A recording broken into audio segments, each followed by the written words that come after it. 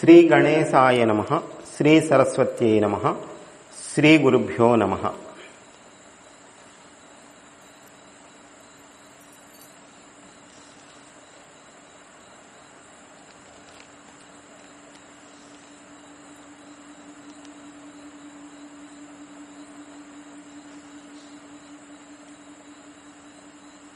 తద్విద్ది ప్రణిపాతేన పరిప్రశ్నేన సేవయ ఉపదేక్ష్యంతి తే జ్ఞానం జ్ఞానినస్తత్వదర్శనః అని చెప్పి గీతలో కృష్ణ భగవానుడు బోధించాడు అర్జునునికి.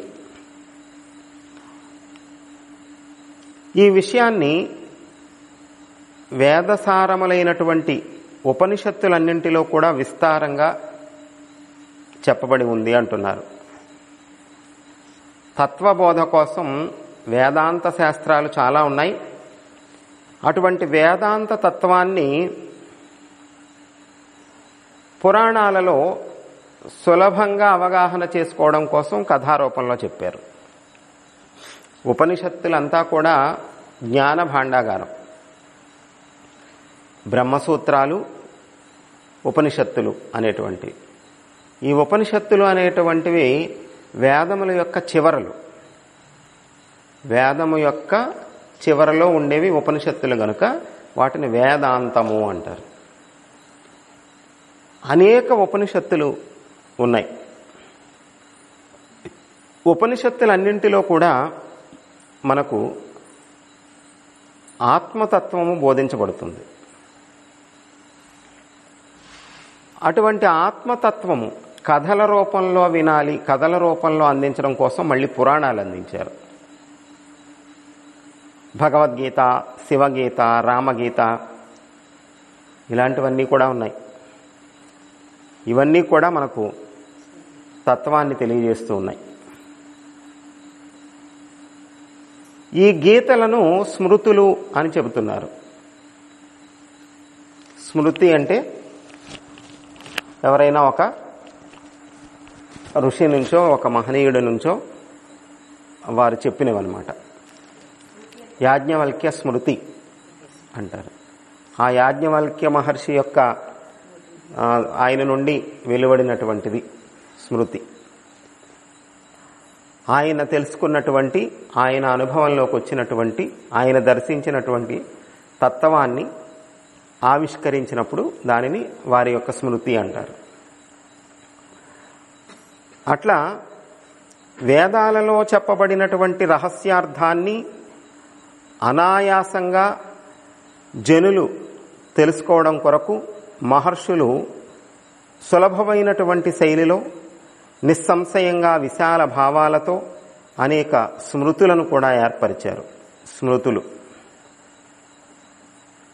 ఈ స్మృతులు అనేవి ఈ గీతలు అనేవి ఇందాక చెప్పినట్లు భగవద్గీత, శివగీత ఇట్లాంటి గీతలు ఇవి మహర్షుల చేత నిర్మితాలు.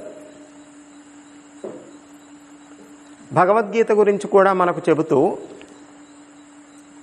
ఇది శ్రీమద్ భగవద్గీతాసు ఉపనిషత్సు బ్రహ్మ విద్యాయాం అని చెప్తారు. స్కాంద పురాణాంతర్గతమైనటువంటి సనత్కుమార సంహిత అని ఒకటి ఉన్నది స్కాంద పురాణంలో. సనత్కుమార సంహిత, అందులో ఉమామహేశ్వర సంవాదము. స్కాంద పురాణంలో ఉమామహేశ్వర సంవాద రూపంగా వచ్చినటువంటిది గురుగీత. సర్వ వేదాంత సారమై గురుభక్తి అలానే జ్ఞానాది వైభవాలతో కూడి ఉన్నటువంటిది ఇది. గురుగీత ఎందులోది అంటే భగవద్గీత మహాభారతంలోది ఎలాగో అలా గురుగీత స్కాంద పురాణంలోది. అష్టాదశ పురాణాలలో స్కాంద పురాణం ఒకటి.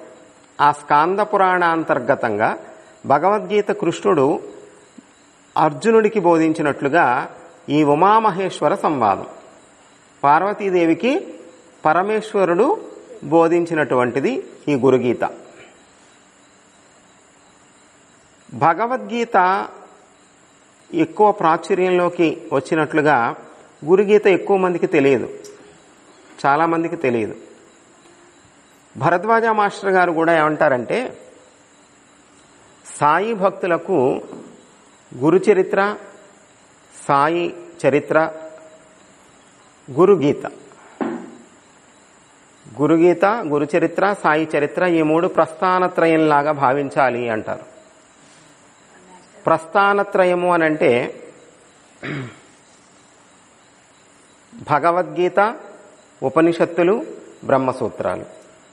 అంటే అట్నుంచి రావాలి. బ్రహ్మసూత్రాలు, ఉపనిషత్తులు, చివరిలో మళ్ళీ మనకు ఇంకా తేలికగా భగవద్గీత రూపంలో ప్రస్థానత్రయం.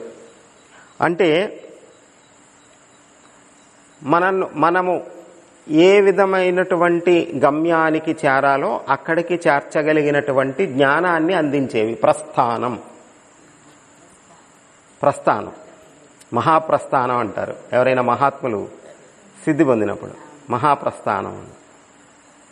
ఇంకా లాస్ట్ గమ్యం, చేరవలసినటువంటి చోటు, జీవుడు యొక్క పరమ పదము, గమ్యము, చరమ లక్ష్యము, దానిని ప్రస్థానం అంటారు.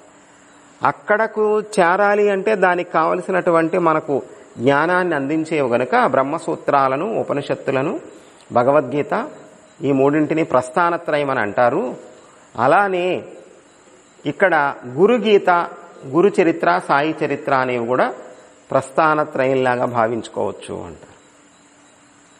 అంటే వాటిలో నుంచి మనం కరెక్ట్గా తీసుకోగలిగితే అటువంటి జ్ఞానమే ప్రస్థానానికి చేర్చగలిగినటువంటి జ్ఞానము. ఇందులో నుంచి కూడా మనం సముపార్జన చేసుకోవచ్చు. ఏ గురుబోధైనా, ఏ మహనీయుల యొక్క చరిత్ర అయినా, ఏ ఒక్కదాన్ని పట్టుకున్నా మనం గట్టిగా పట్టుకుంటే ఆ స్థితికి వెళ్ళవచ్చు. గురు అష్టకం ఏమిటండి, మరి 8 శ్లోకాలే ఉన్నాయి కానీ మరి అట్లా ఉందేంటండి, అసలు చాలా అద్భుతంగా ఉందండి. కొన్ని రోజులు సత్సంగం చెప్పడం మానేస్తే మళ్ళీ అదే విందాం అనిపిస్తుందండి, అనకూడదు అదేమో కానీ అన్నంతగా ఉందంట అంటున్నారు కొంతమంది తమ అభిప్రాయాలు. మళ్ళీ వినొచ్చు, మళ్ళీ వినాలి. ఒకసారి వినేసాం ఈ రోజు అయిపోయింది అని ఎప్పుడు అనుకోకూడదు. అవి ఏం చేయాలి అంటే, మనకు ఏ టాపిక్ అయితే మనకి బాగా ఇన్స్పిరేషన్గా ఉన్నదో దాన్ని మనం ఇంకా ప్రత్యేకంగా మళ్ళీ రోజు వచ్చే వాటితో అది ఎక్కడికో పోతుంది కాబట్టి అవసరమైతే ప్రత్యేకంగా గుర్తుగా ఇంకొక చోట పెట్టుకొనైనా. అంతేకాదు, ఈరోజు ఆడియో మనం వినేసాం కాబట్టి ఇంకోటి మళ్ళీ ప్రసంగమో, ఇంకో ప్రవచనమో, ఇంకో గ్యాదరింగ్ ఎక్కువ అవుద్ది, అక్కడికి ఏది ఉండదు. అలా కాకుండా విన్నదాన్నే మళ్ళీ మనం మననం చేసుకుంటే మనం ఈ మార్గంలో ఉన్నాం గనక మనం మ్యాక్సిమం మాస్టర్ గారు చెప్పినటువంటి విషయాలతో అన్నింటినీ సమన్వయం చేసుకుంటాం కాబట్టి మనం మాస్టర్ గారు చెప్పినటువంటి ఈ సత్సంగాలనే వివరించుకుంటున్నాం కనుక వీటన్నింటినీ మళ్ళా మననం చేసుకుంటాం బెటరు. ఎందుకంటే ఒక్కొక్కసారి విని వెళ్ళిపోతారు, కొత్త వింటారా, ఏది నిలవదు. చూసుకోండి కావాలంటే, ఏదే నిలవదు. ఇంకోటి వినే బదులు మళ్ళీ ఇదే వినాలి, రివిజన్ చేసుకోవాలి. అందుకని గురుగీత కూడా అంత ప్రాధాన్యత ఇవ్వబడింది కనుకనే మనం ఇప్పుడు నవగ్రంథాలు పారాయణ దానిలో కూడా గురుగీతను యాడ్ చేసాం. అందుకని లేదంటే సామాన్యంగా గురు చరిత్ర చదువుతారు, లీలామృతం, సచ్చరిత్ర చదువుతారు. గురుగీత ఎక్కువ మంది చదవరు. మరి దానిని కూడా మనకు పరస్థానత్రయములాగా భావించాలి అని చెప్పారు కదా మాస్టర్ గారు. కనుక ఈ గురుగీతా శాస్త్రము అనేటువంటిది వేదాంతసారమైనటువంటిది. దీనిని ఆమూలాగ్రము చదివితే ఆ విషయమంతా కూడా మనకు స్పష్టమవుతుంది. సకల విజ్ఞానమునకు ఆధారము గురుదేవులు. కనుక గురుదేవుని దగ్గర దీక్షను గైకొని నియమనిష్టానుపరులై ఎవరైతే ఉంటారో వారు అవశ్యము విజ్ఞానము కలిగి ముక్తిని పొందుతారు. అంటే ముక్తి పొందాలి అంటే నువ్వు విజ్ఞానివి కావాలి, విజ్ఞానివి కావాలి అంటే గురువుని ఆశ్రయించి జ్ఞాన సముపార్జన చెయ్యాలి. గురువుని ఆశ్రయించి జ్ఞాన సముపార్జన చేస్తే విజ్ఞాని అయి మోక్షాన్ని పొందుతాడు. అది గురువు యొక్క ఆవశ్యకత. అదే కదా నిన్నటిదాకా చెప్పుకున్నది గురు అష్టకంలో. గురువు లేకపోతే ఎందుకు వచ్చినట్లు? కనుక గురుగీతను పఠించి గురు స్వరూపము, శిష్యుని ప్రవర్తన, గురువు దగ్గర శిష్యుడు ఉండవలసిన పద్ధతి, శిష్యుడు ఏ విధంగా ఉండాలి, శిష్యుడి యొక్క ధర్మాలు ఏమిటి, అసలు గురువు అంటున్నాం, గురు మార్గం గొప్పది అంటున్నాం, గురువుని ఆశ్రయించకపోతే ప్రయోజనం లేదు అంటున్నాం కదా. మరి అసలు ఆ గురువు గురించినటువంటి అవగాహన మనకు కావాలా వద్దా? గురు మార్గంలో ఉండాలి అంటే గురువు గురించి బాగా తెలుసుకోవాలి, అవగాహన ఉండాలి. మరి గురువు దగ్గర శిష్యుడిగా ఉండాలంటే శిష్యుడి లక్షణాలు, శిష్యుడి ధర్మాలు తెలుసుకోవాలా వద్దా? అవన్నీ గురుగీత చెబుతుందన్నమాట. గురుగీత చెబుతుంది. అందుకని అసలు ఫస్టే నువ్వు గురుగీత చదవాలి కదా. గురుగీతే చదివితేనే అప్పుడు మనం గురు మార్గంలోకి వస్తే సేవ ఎలా చేయాలో, గురువు దగ్గర ఎలా మెలగాలో అవన్నీ తెలుస్తాయి. కనుక శిష్యుడి యొక్క పరమధర్మాలు తెలుస్తాయి. ఇందులో గురువు గురించి తెలుస్తుంది, శిష్యుడి ప్రవర్తన ఎలా ఉండాలో తెలుస్తుంది. కనుక అన్నిటికీ గురుదేవుని యొక్క అనుగ్రహము పొంది మనము గురువు ద్వారా ఏదైనా మంత్రదీక్ష కావచ్చు, జ్ఞానదీక్ష కావచ్చు, వ్రతదీక్ష కావచ్చు. గురుచరిత్ర పారాయణ చేసినప్పుడు గురువులు ఏం చేశారు? కొంతమందికి వ్రతదీక్ష ఇచ్చారు. నీవు అనంత పద్మనాభ చతుర్దశి వ్రతం చెయ్యమ్మా అన్నారు ఒకరితో. ఒకరికి నీవు సోమవార వ్రతం చెయ్యమ్మా అన్నారు. అంటే ఇప్పుడు వాళ్ళకి ఏమి ఇచ్చినట్లు అక్కడ? వ్రతదీక్ష. గురు మార్గము అంటే ఎట్లా ఉండాలి అంటే గురుచరిత్ర చదివి సోమవార వ్రతం మనం కూడా చేయాలి, అనంత పద్మనాభ చతుర్దశి వ్రతం మనం చేయాలనుకోవడం కాదు. గురువు చెబితేనే ఏ వ్రతమైనా చెయ్యాలి. ఇది గురుభక్తి. మనకు తోసిన ఎన్ని వ్రత కథల పుస్తకం తీసుకొని చేసేస్తాం మొత్తం.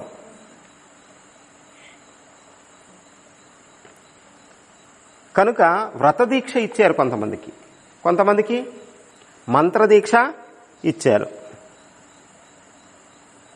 జ్ఞానదీక్ష ఇచ్చారు కదా. ఎంతమందికి వారి వారి యొక్క శక్తి సామర్థ్యాలను బట్టి, వారి వారి యొక్క అర్హతలను బట్టి ఎవరికి ఏది ఇవ్వాలో అది ఇచ్చారు. నాయన నువ్వు ఈ మంత్రం జపం చేసుకుంటూ ఉండు అని సద్గురువు నోటి నుంచి ఒక మాట వస్తే అది మనం శిరోధార్యంగా భావించాలి. లేదు సద్గురువు నువ్వు పలానా విధమైనటువంటి ఒక పూజ చెయ్యి, వ్రతం చెయ్యి అన్నారంటే అది మనం అనుష్ఠించాలి. ఒక్కొక్కసారి జ్ఞాన బోధ చేస్తారు గురువులు. పుత్రశోకంతో శోకిస్తున్నటువంటి తల్లికి అక్కడ తత్వాన్ని ఉపదేశించారు. భర్త మరణించి సహగమనం చేయడానికి సిద్ధమైనటువంటి సావిత్రికి తత్వాన్ని ఉపదేశించారు. సాయం దేవుడికి గురుభక్తి అంటే ఎట్లా ఉంటుందో, గురు సేవ ఎలా చేయాలో, అది ఎంత కష్టమైందో చెప్పారు.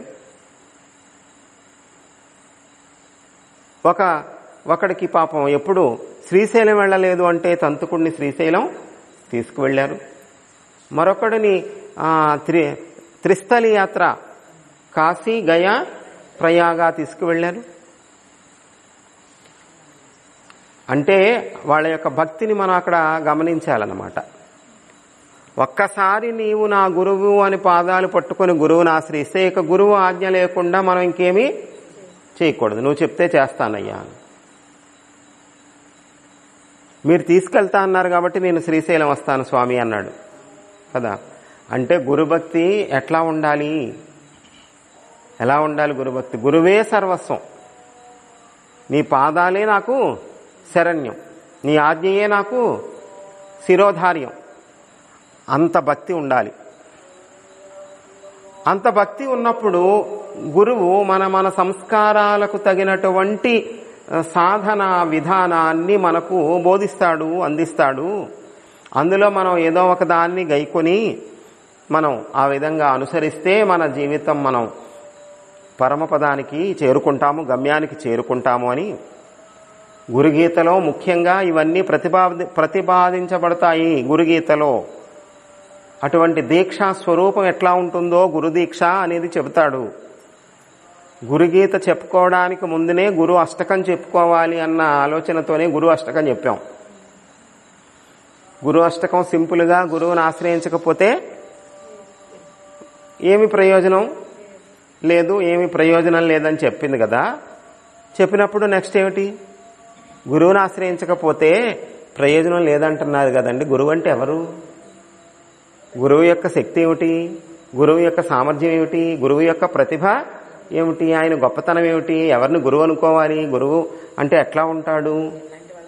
ఎలాంటి వాళ్ళని గురువుగా ఆశ్రయించాలి? మరి ఆ గురు అష్టకం విన్నాక ఇది రావాలి. మరి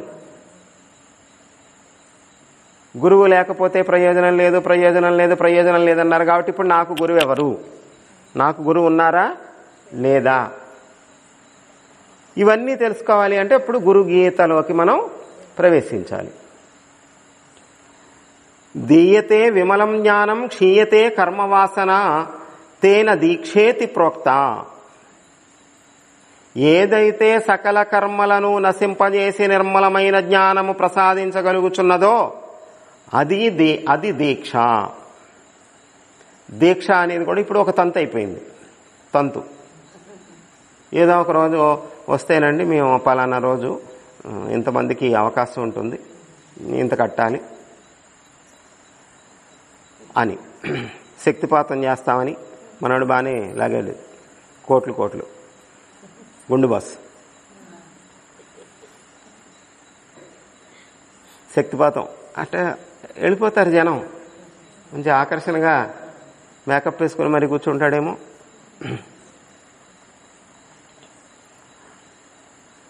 అవన్నీ తెలుస్తాయి మనకి ఇప్పుడు గురుగీతలోను. దీక్ష అంటే ఏమిటట? ఏది సకల కర్మలను నశింపజేసి నిర్మలమైన జ్ఞానాన్ని ప్రసాదించగలదో అది ఏ దీక్ష. అట్లాంటి దీక్ష ఇవ్వగలిగిన ప్రత్యక్ష గురువులు దొరకడం కష్టం గనక బాబా గారు ఏమన్నారంటే ప్రత్యక్ష గురువుల కోసం పరుగులు పెట్టవద్దు అన్నారు. ఇప్పుడున్న పరిస్థితులలో నీ సకల కర్మలను నశింపజేసి నిర్మలమైన జ్ఞానాన్ని ప్రసాదించగలిగిన భౌతిక గురువు దొరకడం కష్టమయ్యా. అసలే వాళ్ళు కష్టంలో ఉన్నారు, అసలే వాళ్ళు ఇబ్బందుల్లో ఉన్నారు. ఆ ఇబ్బందులతోని గురువుని ఆశ్రయిస్తే వాడు వీళ్ళ నెత్తి మీద ఇంకో టోపీ పెడతాడు. ఓ 25,000కో 50,000కో మినిమం. అంటే ఏమండి, ఆ మధ్య చెప్పానా అమెరికా నుంచి ఒకళ్ళు ఫోన్ చేశారు అని సత్సంగంలో వచ్చిందా? అమెరికాలో ఆయన ఉంటున్నాడు, ఇక్కడ ఇండియాలో చాలా ఆస్తులు ఉన్నాయి. కానీ వాళ్ళ అన్నదమ్ములు అక్కచెల్లెళ్ళే ఆయన ఆస్తికి ఎసరు పెట్టాలని చూస్తున్నారు. నువ్వు అమెరికా వెళ్ళిపోయావుగా, నీకు అక్కడ బోల్డ్ ఉందిగా, ఇది మేము తీసేసుకుంటాం. తీసేసుకోవడానికేమో మరి 1-2 కోట్లు అంటే తీసేసుకోండి అమ్మా, 300 కోట్లు వస్తుందంటే ఈయన ఆస్తి. 300 కోట్ల రూపాయల ఆస్తి నీకెందుకు అంటున్నారంట. నువ్వు అమెరికా వెళ్ళిపోయాక మేము పంచేసుకుంటాం ఇక్కడ. ఆయన ఏం చేశారు? ఆయనే మాట్లాడారు డైరెక్ట్గా నాతో. ఆయన ఏం చేశారు? ఎక్కడ ఆశ్రమం అంటే అక్కడ, ఎక్కడ పండితులు అంటే అక్కడ, ఈయనకి మంచి జరగాలని జపాలు హోమాలు ఆయన అక్కడ ఉండటం, వాళ్ళ పేరుతో చేయమనడం. ఎంత అయింది? జపాలకి 1 కోటి అయిందంట.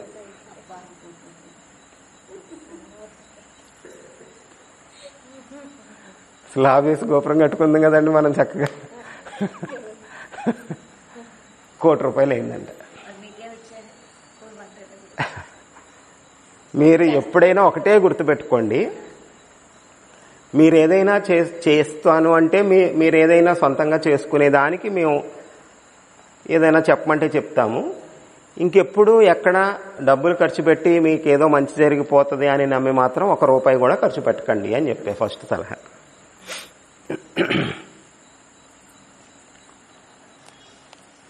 తర్వాత మన నెంబర్ ఎవరైతే ఇచ్చారో ఆయనకి ఫోన్ చేసి అసలు రూపాయి ఖర్చు పెట్టొద్దు అంటున్నారు, అంత జెన్యూన్గా ఉండేవాళ్ళు ఉన్నారా ఇప్పుడు?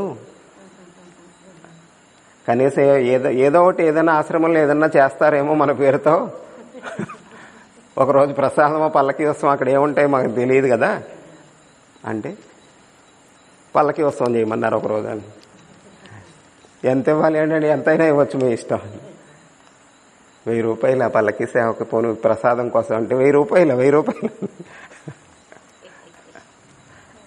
కోటి రూపాయలు ఖర్చు పెట్టిన ఆయనకి మరి 1000 అంటే ఏమంతది? అంతే అంతే వెయ్యేశారు.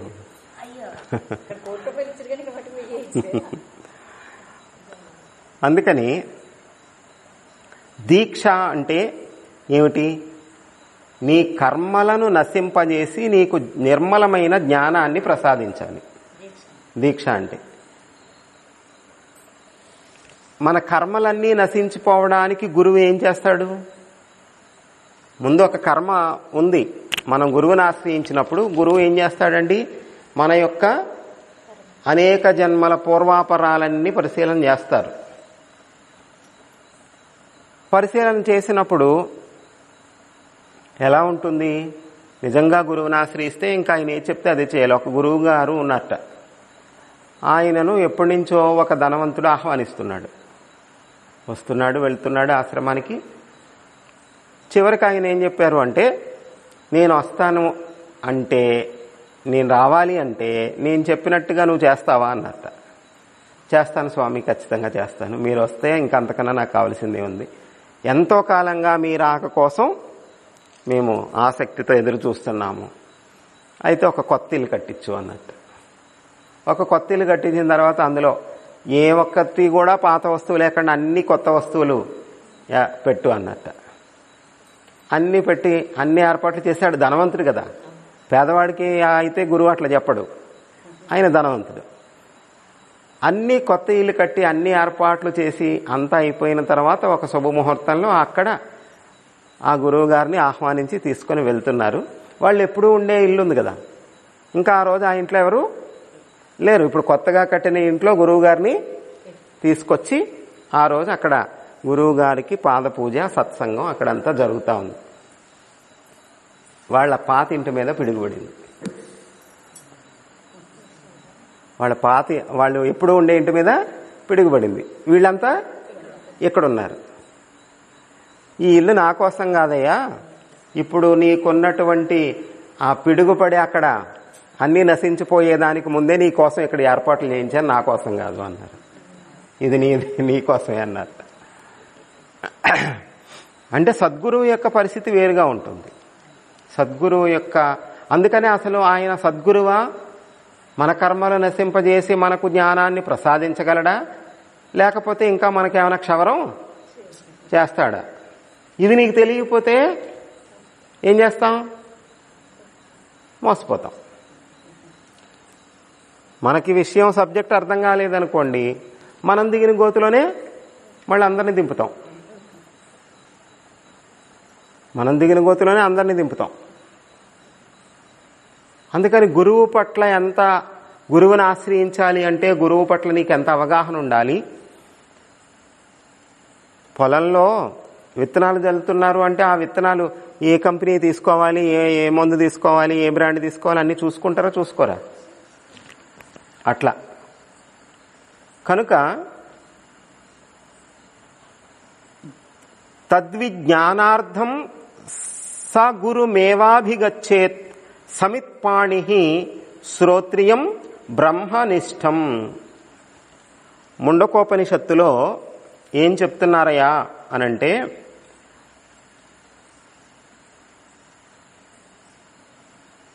గురుగీతా శాస్త్రము యొక్క ముఖ్య సారము ఇది. తద్విజ్ఞానార్థం, జ్ఞానము కొరకు గురుమేవాభిగచ్చేత్, గురువును ఆశ్రయించాలి. ఎట్లా? సమిత్పాణి, గురువుని ఆశ్రయించేవాడు ఎట్లా గురువు దగ్గరికి వెళ్ళాలి అంటే, వెనకటి గురువులు నిత్యాగ్నిహోత్రులై ఉండేవారు గనుక నిత్యము యజ్ఞయాగాది క్రతువులు నిరతాగ్నిహోత్రము చేస్తూ ఉండేవారు గనక అగ్నిహోత్రానికి ప్రధానంగా కావలసినటువంటి సమిధులు ఏరుకొని వెళ్ళాలి గురువు దగ్గరికి అన్నారు. సమిత్పాణి, సమిధులు చేత పట్టుకొని వెళ్ళాలి. ఎట్లాంటి గురువు దగ్గరికి వెళ్ళాలి? నెత్తి మీద చేయి ఎడతాను, 5,000 ఇచ్చిన వాడందరికీ చేయి పెట్టేస్తాను నెత్తి మీద. అందుకని నెత్తి మీద చెయ్యి అంటారు దాన్ని. ఇది అనరు, శక్తిపాతం అనరు. నిజమైన గురువు ఏం చేస్తాడు?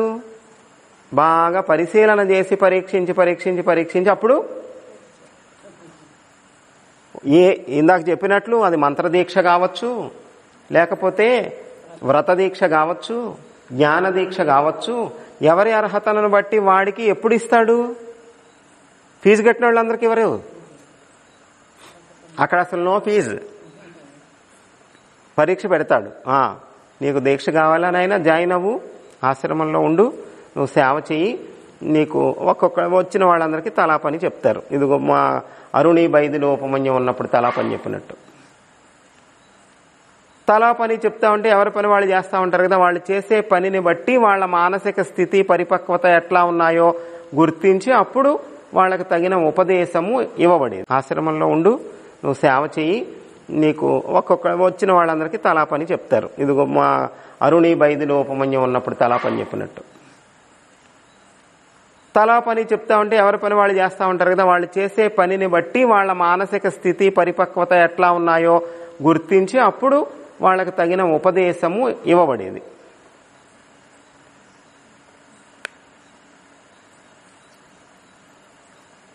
అందుకని ఎట్లాంటి గురువుని ఆశ్రయించాలి అంటే శ్రోత్రియుడు, బ్రహ్మనిష్ఠుడు. నీకు జ్ఞానం కావాలి అంటే గురువుని ఆశ్రయించాలి. సమిత్పాణి అయి సమిధలు చేతబట్టుకొని గురువు దగ్గరికి వెళ్ళాలి. ఆ గురువు శ్రోత్రియుడై ఉండాలి, బ్రహ్మనిష్ఠుడై ఉండాలయా అని ముండకోపనిషత్తులో చెప్పారు. ఈశ కేన కఠ ముండక మాండూక్య ఛాందోగ్య ఐతరేయ తైత్తరేయ ఇది దశోపనిషత్. 10 ఉపనిషత్తులు. ఈ 1100 పైన ఉపనిషత్తులు ఉన్నాయి మొత్తం. వాటిల్లో నుంచి ఫిల్టర్ చేసి ఒక 108 ముఖ్యమైనవి అని చెప్పారు. ఆ 108 ఉపనిషత్తులలో మళ్ళీ ఆదిశంకరులు వచ్చిన తర్వాత దశోపనిషత్తులు అని ఇవి చెప్పారనమాట. కేశ, ఈశ, కేన, కఠ, ఛాందోగ్య, బృహదారణ్యక, ఐతరేయ, తైత్తరేయ, ఈ 10 ఉపనిషత్తులు దశోపనిషత్తులు అంటారు. ఈ ఉపనిషత్తులో ముండకోపనిషత్తు ఒకటి. ముండక, మాండూక్య 2 ఉంటాయి. ముండక, మాండూక్య. ఐతరేయ, తైత్తరేయ అవి 2 ఉంటాయి. ఈ ఉపనిషత్తు అట్లాంటి ఉపనిషత్తుల్లో ఒక ముండకోపనిషత్తులో చెప్పారనమాట, శ్రోత్రియుడు బ్రహ్మనిష్ఠుడైన గురువుని ఆశ్రయించాలి. శ్రోత్రియుడు బ్రహ్మనిష్ఠుడైన గురువుని ఆశ్రయించాలి. జ్ఞానం యందు అపేక్ష కలిగినటువంటి సచ్చిష్యుడు సమిధులను చేతబట్టుకొని శ్రోత్రియుడు బ్రహ్మనిష్ఠుడైన గురువుని ఆశ్రయించాలి అని చెబుతారు. కానీ శ్రోత్రియులు ఎంతమైందైనా దొరకవచ్చు, కానీ బ్రహ్మనిష్ఠుడైన వాడు దొరకడం కష్టం. సాయిలీలామృతం 1 అధ్యాయం 1వ పారాగ్రాఫ్ అది. చూసారు మాస్టర్ గారు ఎక్కడి నుంచి రాశారు దాన్ని? ముండకోపనిషత్తులని వాక్యం అది దాని సారాంశాన్ని అక్కడ మనకు మామూలుగా రాశారు కాబట్టి అట్లా అనుకుంటాం. శ్రోత్రియుడు బ్రహ్మనిష్ఠుడు. శ్రోత్రియుడు అంటే శృతులు ఎరిగిన వాడు. శృతి అంటే వేదం. శృతి అంటే వేదం. శృతి అంటే వేదానికి శృతి అని ఎందుకు పేరు అంటే వేదము అనేటువంటిది మనం ఆన్లైన్లో ఓపెన్ చేసుకొని చూసి చదువుకోవడానికో లేకపోతే బుక్ ఓపెన్ చేసి చదువుకోవడానికో లేదు. ఆ రోజుల్లో పుస్తకం అనేదే లేదు, స్క్రిప్ట్ అనేదే లేదు, రాయడం అనేదే లేదు, గ్రంథాలే లేవు, పుస్తకాలు, పెన్నులు, కళాలు ఏం లేవు, కాగితాలు. అప్పుడు మరి ఎట్లా? గురువు గారు బోధిస్తే శిష్యుడు వింటాడు. విన్నదాన్ని ధారణ చేయడమే శృతి. విని నువ్వు జాగ్రత్తగా ధారణ చేయాలి గనుక అలా పరంపరగా గురువు నుంచి శిష్యుడికి, శిష్యుడు మళ్ళీ నేర్చుకున్నాక తన శిష్యుడికి నేర్పితే అలా పరంపరాగతంగా వచ్చిందే తప్ప స్క్రిప్ట్ రూపంలో లేదు. అందుకని దానిని విని తెలుసుకోవలసినది గనక శృతి అన్నారు. ఇందాక ఒకటి వచ్చింది స్మృతి. శృతి స్మృతి. శృతి స్మృతి పురాణానాం ఆలయం కరుణాలయం నమామి భగవత్పాద శంకరం. శంకరం శంకరాచార్యం అని మనకి అక్కడ శ్లోకంలో వస్తుంది. శృతి స్మృతి అంటే రెండు తేడా ఏమిటంటే, శృతి అంటే వేదము, స్మృతి అంటే ఒక ఋషి చెప్పింది ప్రత్యేకించి, ఆయన స్మృతిలో నుంచి వచ్చిందనమాట. నాకు స్మృతిలో ఉందండి, నా స్మృతిలో లేదండి అంటాం కదా. యాజ్ఞవల్క్య మహర్షి యొక్క స్మృతిలో ఉన్న విషయాలు ఏవైతే ఉన్నదో అది యాజ్ఞవల్క్య స్మృతి. గౌతమ మహర్షి బుర్రలో ఏదైతే ఉన్నదో ఆయన స్మృతిలో అది గౌతమ స్మృతి. పరాశర మహర్షి ఏదైతే చెప్పారో ఆయన అనుభవంతో అది పరాశర స్మృతి. ప్రత్యేకించి ఒక ఋషి చెప్పిన విషయాలు స్మృతులు అంటాము. శృతి అంటే అది ప్రత్యేకించి వేదం ఎవరు చెప్పారంటే అట్లా ఉండదు. అట్లా శృతి అంటే వేదము తెలిసిన వాడంటే, ఇప్పుడు చాలా మంది వేద పాఠశాలలో చదువుకుంటున్నారు కదండి అంటే వాళ్ళు కంఠస్థం నేర్చుకుంటున్నారు. అది వేదం తెలియడం కాదు, వేదము యొక్క ఆంతర్యము తెలిసిన వాడై ఉండాలి. వేదము తెలియడం అంటే కంఠస్థం చేయడం కాదు. నేను అనుకున్నా కదా, గురుగీత గురు అష్టకం ఫలశ్రుతిలో గురు అష్టకాన్ని ఎవరైతే పఠిస్తారో అని అంటారు. అక్కడ పఠించడం అంటే మనం ఏమనుకుంటాం, చదివేయడం అనుకుంటాం. అయితే నేను రోజు చదువుతున్నాను అంటే వెనకటి రోజుల్లో వాళ్లకు సంస్కృతం అనేటువంటిది వాళ్ళ సహజమైన భాష కనుక వాళ్ళు దాని గురించి వివరించుకోక్కర్లా. వాళ్ళు చదివితే వాళ్ళకి అర్థమైపోయింది. సంస్కృతం ఆ శ్లోకం చదివితే వాళ్ళకి అర్థమైపోయింది. వాళ్ళకి అంతటి చదువు ఉండేది. మనకి ఏమీ లేదు. మనకి ఎట్లా అర్థమవుతుంది చదువుకుంటూ వెళ్ళిపోతే? కనుక గురుగీతా శాస్త్రము యొక్క ముఖ్య సారము ఇది. ఏంటి?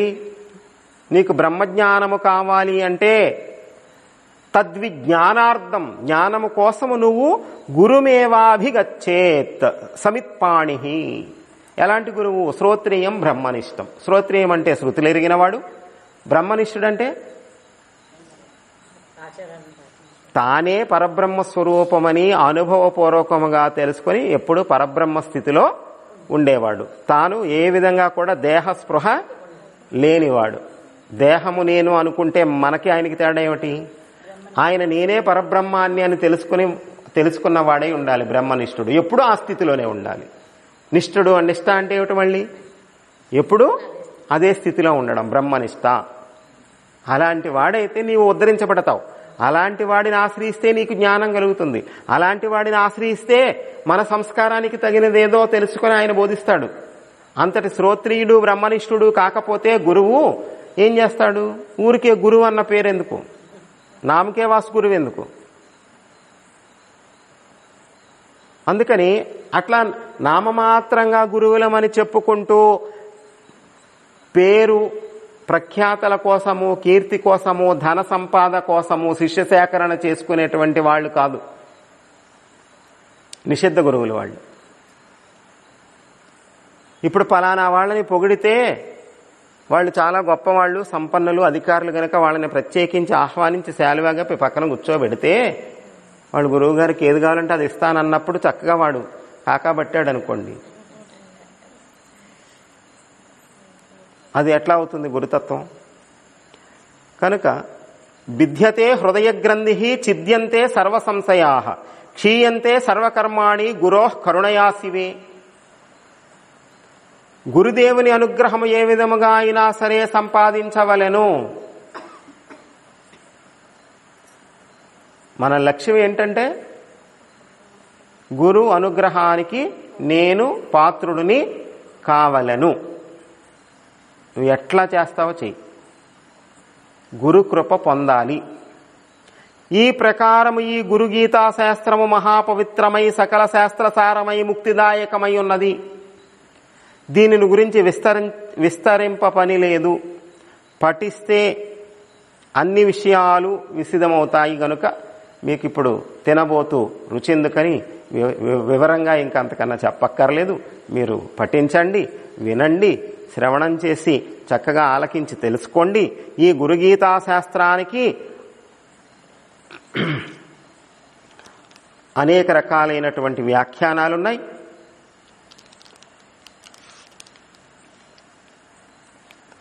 ఆ విధంగా మనకు వ్యాసాశ్రమం వారు ప్రచురించినటువంటి ఈ వివరణతో కూడినటువంటి ఈ గురుగీతను మనం ఇక్కడ చెప్పుకునేటువంటి ప్రయత్నం చేద్దాం.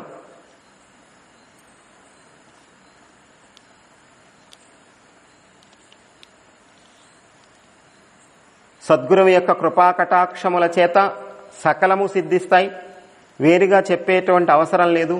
త్రిమూర్తులను కూడా సద్గురుదేవుని కటాక్షము కోసం నిరంతరము నిరీక్షిస్తూ ఉంటారు. అంటే ఇక తదితరుల విషయం చెప్పాలా?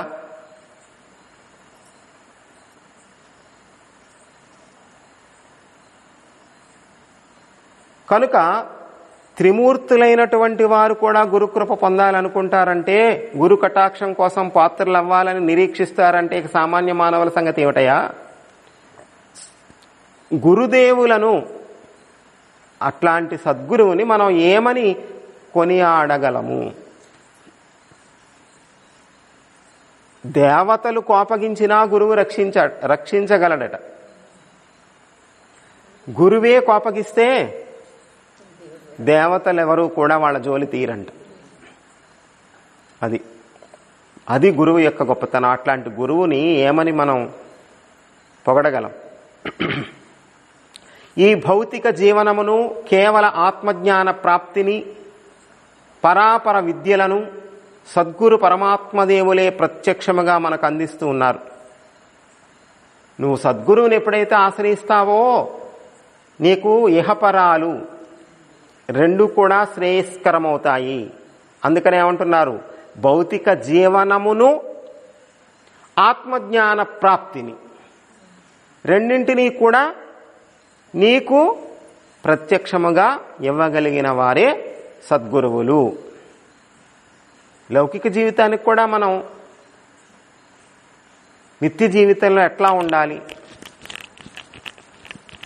అసలు లౌకికము ఆధ్యాత్మికము అనేవి రెండు పార్ట్లు మనిషికి.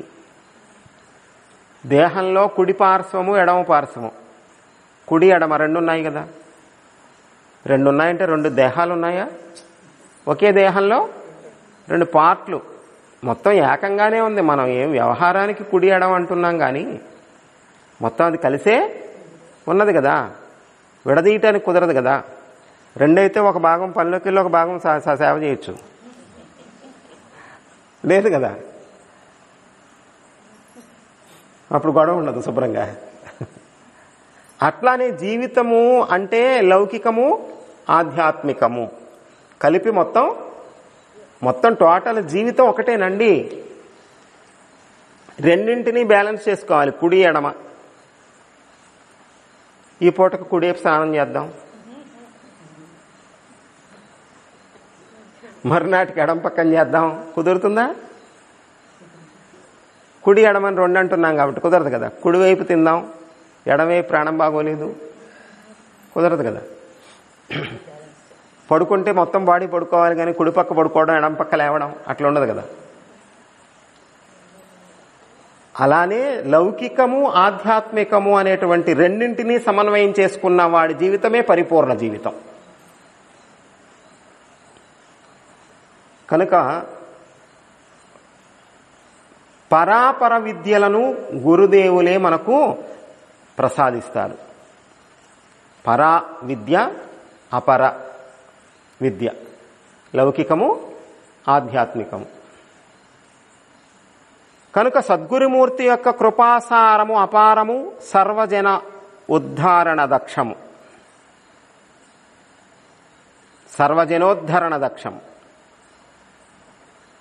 సద్గురువు యొక్క కృప. బ్రహ్మాత్మకం ప్రణవబోధ విచారశీలం నిత్యాత్మతత్వముని సేవ్యం అఖండ భావం ప్రజ్ఞాన నేత్రదమనుత్తమ భక్తరాసే మల్యాళ మౌని పరమాత్మని చింతయేహం. శ్రీ సద్గురు చరణారవిందార్పణమస్తు.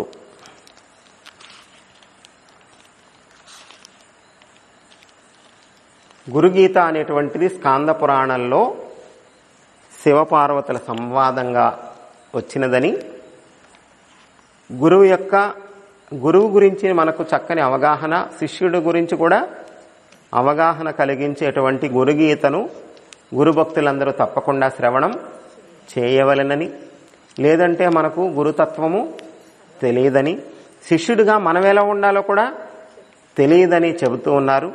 అటువంటి గురుగీత మనం నవగ్రంథ పారాయణలో కూడా పెట్టుకున్నాము. చాలామంది గురుగీత చదివితే ఏం అర్థం అవ్వట్లేదండి అంటున్నారు. సరే, గురుగీత సత్సంగంలోనే చెప్పుకుంటే బాగుంటుందేమో అనిపించింది.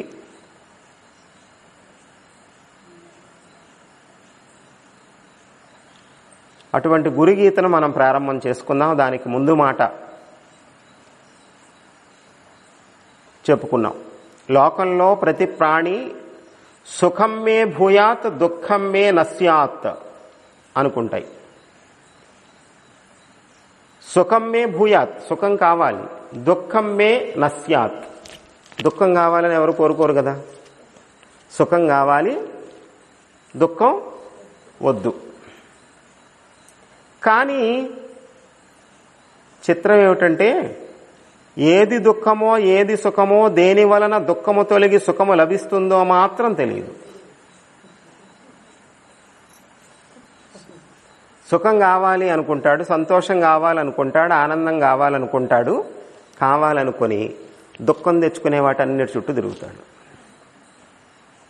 డబ్బులో సుఖం, పదవిలో సుఖం, ఇంకేదో పేరు ప్రఖ్యాతలలో సుఖం, సంతోషం, ఆనందం ఏదో ఉందనుకొని భ్రమపడి ఒక్కొక్కళ్ళ ఒక్కొక్కటి ఫిక్స్ అవుతాడు. డబ్బే డబ్బే డబ్బే, డబ్బు ఉంటే మనం హ్యాపీగా ఉండొచ్చు అని ఒకడు,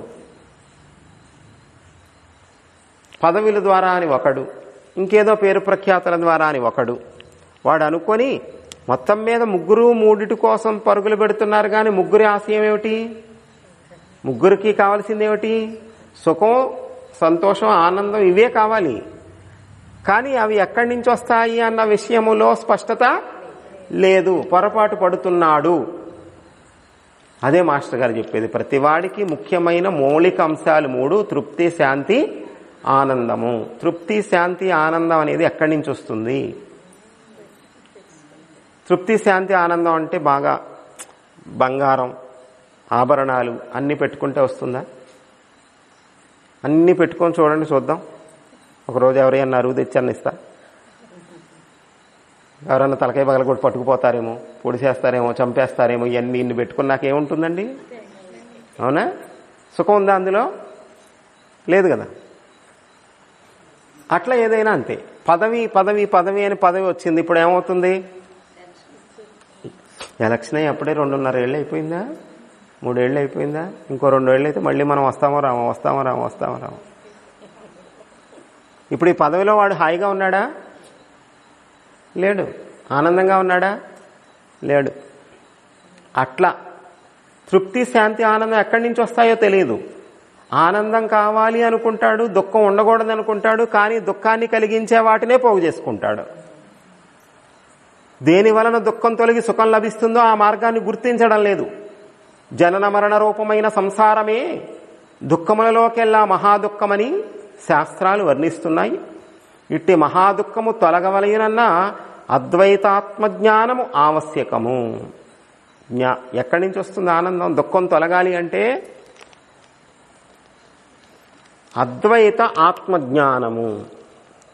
దాని ద్వారా మాత్రమే నీకు దుఃఖము తొలగుతుంది తప్ప దేనితో దుఃఖం తొలగదు. అందమైన భార్య ఉంటే తొలుగుతుందేమో, తొలగదని చెప్పారు కదా గురు అష్టకంలో. అందమైన భార్య ఉంది, పిల్లలు ఉన్నారు, ఆస్తిపాస్తులు ఉన్నాయి, పేరు ప్రఖ్యాతులు ఉన్నాయి, సంపాదన ఉంది, పదవి ఉంది, ఆచార వ్యవహారాలు ఉన్నాయి, చెప్పారు కదా. మరి ఆత్మజ్ఞానంతో మాత్రమే దుఃఖం తొలగుతుంది అంటే ఆత్మజ్ఞానం ఎలా వస్తుంది? గురువుని ఆశ్రయిస్తే వస్తుంది. శ్రోత్రియుడు బ్రహ్మనిష్ఠుడు అయిన సద్గురువు ద్వారా మాత్రమే ఆత్మజ్ఞానము లభ్యము. కనుక శృతి తద్విజ్ఞానార్థం స గురుమే వాభిగచ్చేత్ సమిత్పాణి శ్రోత్రియం బ్రహ్మనిష్టం. ఆత్మతత్వ జిజ్ఞాస గల సాధకుడు సమిత్పాణి అయి శ్రోత్రియుడు బ్రహ్మనిష్ఠుడు అనగా సకల శాస్త్రజ్ఞానముతో పాటు ఆత్మానుభవము గల సద్గురువుని ఆశ్రయించు. ఆత్మానుభవము కలిగిన గురువుని ఆశ్రయించు. గురువు అని బోర్డు పెట్టుకున్నవాడు అందరూ గురువు కాదయ్యా. వాడు గురువు అని బోర్డు పెట్టుకుంటే గురువు అయిపోతుందా అండి? రేపొద్దున్న కొబ్బరి చెట్టుకి తాడి చెట్టు అని బోర్డు పెట్టండి. కొబ్బరి చెట్టుకి తాడి చెట్టు అని రాసామనుకో, ఏమైంది? తాడి చెట్టు అయిపోయినట్టేనా? తాడి చెట్టుకి కొబ్బరి చెట్టు అని బోర్డు పెట్టామనుకోండి, అయిపోయినట్టేనా?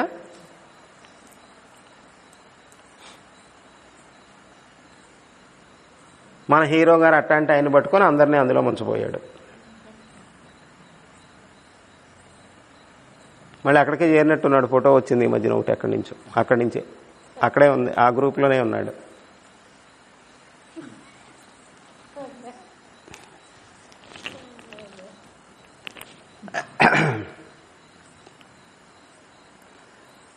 ఆత్మానుభవం ఉన్నదా నీకు?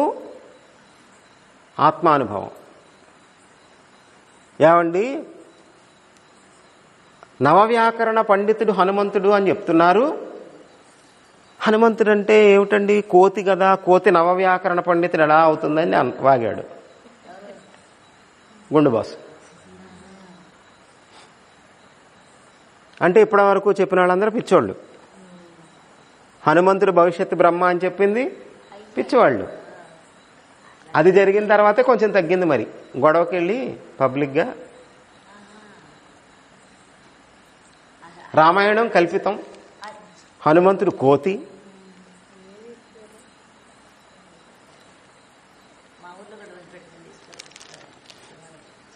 అందుకని వివరం లేకపోతే క్షవరం అవుద్ది. ఆత్మజ్ఞాన ప్రాప్తికి సద్గురువు యొక్క అనుగ్రహమే తప్ప మరి ఎటువంటి ఉపాయము లేదు. ఆత్మజ్ఞానము కలుగనదే ఆత్యంతిక దుఃఖ నివృత్తి, నిత్య నిరతిశయ ఆనంద ప్రాప్తి రూప మోక్షము సిద్ధింపబడదు. అసలు ఏమాత్రం అవగాహన ఉన్నా, ఏమాత్రం మినిమం అవగాహన ఉన్నా వాడిని గురువు అని అనరు ఎవరు. అట్లాంటి వాడిని గురువు అని అనరు. మేకప్పే అర్ధనామందాన్ని ఉంటుందండి ముఖాన. నువ్వు ఖచ్చితంగా బ్యూటీ పార్లర్లో చేయించుకున్నట్టే ఉంటుంది, చూసుకోండి కావాలంటే. ఉందా లేదా?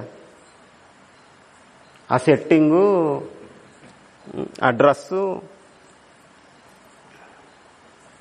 ఒక లారీడు సామాన్ వేసుకొచ్చేట ఎక్కడో కార్యక్రమం పెడితే, పక్కన మేకప్ మనిషి ప్రత్యేకించి.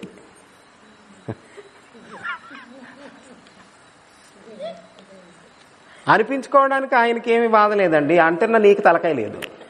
గురువు అని అంటున్నా నీకు బుర్రకాయ లేదు, తలకాయ లేదు. మెడ మీద తల ఉంటే నీవు గురువు అనే వాడిని అనవు, ఆశ్రయించవు. అక్కడే అర్థమైపోతుంది కదా. తానే ఆత్మస్థితికి వెళ్ళిపోయిన శ్రోత్రియుడు బ్రహ్మనిష్ఠుడు అయిన గురువు ఎలా ఉంటాడండి? ఇంకా ఎదుగుతున్న కొద్ది ఒంటి మీద వస్త్రం కూడా అడ్డొచ్చి తీసేసినటువంటి అవధూత స్థితిలో ఉన్నారా లేదా? అప్పుడు మనకు అర్థమైనట్ట, అర్థం కానట్ట? అర్థమైతే ఏం చేస్తాం? కనుక తద్విద్ధి ప్రణిపాతేన పరిప్రశ్నేన సేవయా ఉపదేక్షంతి తే జ్ఞానం జ్ఞానినస్తత్వదర్శినః. తత్వదర్శినః, తత్వదర్శి అయిన గురువుని ఆశ్రయించు. తత్వాన్ని వాడు దర్శించాడా లేదా? తత్వాన్ని దర్శించాడా లేదా? తత్వాన్ని దర్శిస్తే ఎలా ఉంటాడు? ఎందుకంటున్నావు అంటే ఆత్మనిష్ఠుడు అని మనకు తెలియదు గనుక, ఆత్మనిష్ఠుడు ఎలా ఉంటాడో ఆయన లక్షణాలు తెలియదు గనక, ఆయన శ్రోత్రియుడు బ్రహ్మనిష్ఠుడు అన్న సంగతి మనకు తెలియదు గనక, శ్రోత్రియుడు బ్రహ్మనిష్ఠుడైన వాడు ఎట్లా ఉంటాడో మనకు తెలియదు గనక, వేషం చూసి, భాష చూసి, గెటప్ చూసి, ఇవన్నీ చూసి మనం పడిపోతాం. అవన్నీ చూసి. కానీ శ్రోత్రియుడు బ్రహ్మనిష్ఠుడైన వాళ్ళు ఎలా ఉంటారు అని అంటే మనం ఒక చివటమ్మ చరిత్ర చూస్తే తెలుస్తుంది, ఒక వెంకటేశ్వర స్వామి చరిత్ర చూస్తే తెలుస్తుంది. ఈ మహనీయుల యొక్క అవధూతల యొక్క చరిత్రలు పారాయణ చేస్తే నిజమైన వాళ్ళు ఎట్లా ఉంటారో తెలుస్తుంది. స్వామి సమర్థ అక్కలకోట స్వామి ఎట్లా ఉన్నారో తెలుస్తుంది.